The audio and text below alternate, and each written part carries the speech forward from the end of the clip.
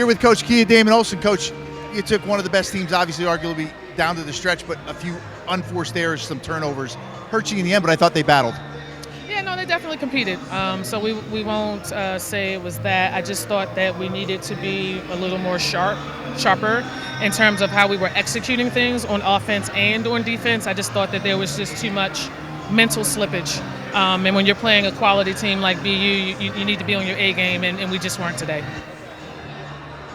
The fouls and everything, because they had 3 times as many foul shots. I mean, you only went to the line 9 times, and then obviously you had Michaela on the bench for a long period of time. Yeah, Weimer's a really good player, and number 31, I don't know her name. They're formidable inside, right? And so their game plan was to go inside, which wasn't shocking, and I just thought we practiced what we needed to do, and I just thought that we, again, didn't execute it quite the way we needed to. And where do you need to go here? Obviously, you're back on here Wednesday against Colgate, another good team. Where do you improve in the next 3 or 4 days? Well, again, it's going to be, Colgate presents a different challenge than, BU. So it's just kind of making sure that we're tight defensively and we're one unit. I just thought there was too much fragmented movement both on defense and in offense. So we just got to shore that up to give ourselves a better chance. Good luck. Thanks for a couple minutes. Appreciate it. Let's bring in Michaela, 17 points. Obviously, you spent some time on the bench. It could have been a much bigger game for you, but their offensive prowess inside was a problem today. Yeah, well, obviously, they have 2 very big posts. And so that was just something that was difficult for us in the beginning. But I think we learned how to play with that, how to get, in the paint and score. And then we just couldn't turn it around fast enough. Yeah, I thought some of the unforced errors were a problem. But it looked like you battled. I mean, you guys are very well-matched 2 teams. I thought if some of the shots would have fallen earlier, it's so important not to have those lulls. Yeah, exactly. I mean, we were right there. Obviously it was a good competitive game, but it was definitely a winnable game. And just in the first quarter, if we knocked down some of those shots, like you said, then it would have been a different game. How hard is it to sit on the bench and not be able to get out there when you're in a little bit of foul trouble? That's got to play with your mind a little bit. Yeah, it sucks, but, at the end of the day, I put myself there, so I just have to learn and continue to grow. You're a good player. We'll look forward to see you back here on Wednesday. Appreciate it. Thank you. Have a good night. Thanks so much. Guys, back to you. All right, Michael, thank you very much. Another job well done by Mr. Joseph. As we come back, John, it's time to take a look at the highlights, and then we'll take a look at the highlights in just a moment. And again, they'll be here at Colgate, 11 o'clock in the morning. The men, by the way, if you did miss it, the men did win today. The men are 2-0 as they won their ball game at Boston University. So certainly some good news coming out of the away gym. Yeah, I tell you what, the Lafayette men are sending some signals out there. It's a little early, but don't go away.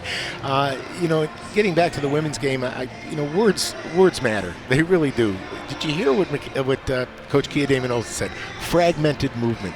I love that phrase. We could see it. We could see it happening.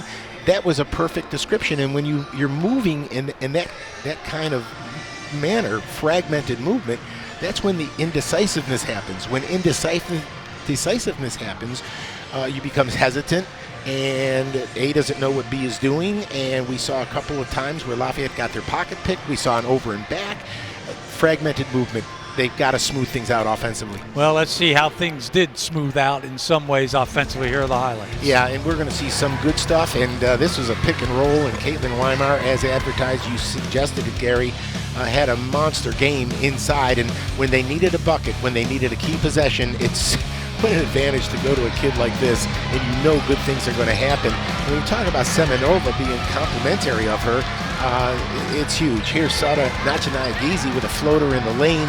One of the things Lafayette wants to do, Gary, is they want to get to a point where they're taking shots that they want to take, not shots that they have to take when playing against the shot clock.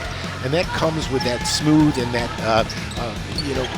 good motion offense that Kia Damon Olsen wants to see. Boston University got so many contributions. There's Semenova again. We just saw before that Giannaros knocked down a 3. She had nothing in the first half, and then she came alive in the second half. Nice left-handed move right here by our Coca-Cola player of the game, Michaela Andrews, who really showed up in the second half. This was a big bucket, and it started the comeback. Lafayette was down 11, and was actually down 13. 7 quick points, got it to 6. Before you knew it, it was down to 3, and Lafayette, look at that move right there. Michaela kind of willed her basketball team back into this game, but in the end, it was just a couple of untimely, unforced errors that snatched any opportunity they had.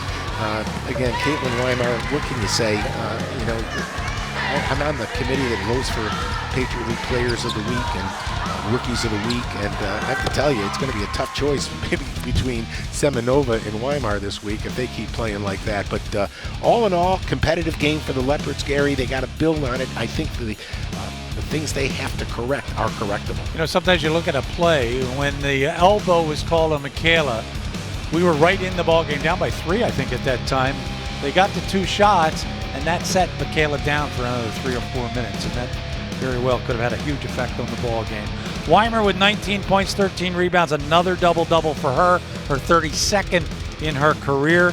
Semenova, however, the leading scorer today, 21 points, a career high, 8 rebounds for her. On the Lafayette side, Antignoli with 11 for Najanaya Gizi. Good ball game by Sauda, and 17 points by Michaela Andrews, and a lot of minutes spent not out on the floor. It could have been a huge ball game for her. Lafayette falls to 6-7, 1-1 in the Patriot League. Boston, they rise up to 10-3. They now are 2-0 in the league. A reminder, we'll be back here 11 a.m. on Wednesday morning when the Lafayette women take on Colgate. That's it for us. Make sure you have yourself a good weekend. Don't shovel too much snow. For John Leone, for Mike Joseph, for the Astound television team, we thank you so much for spending time with us this afternoon. For all of us, I'm Gary Laubach. Goodbye, everybody.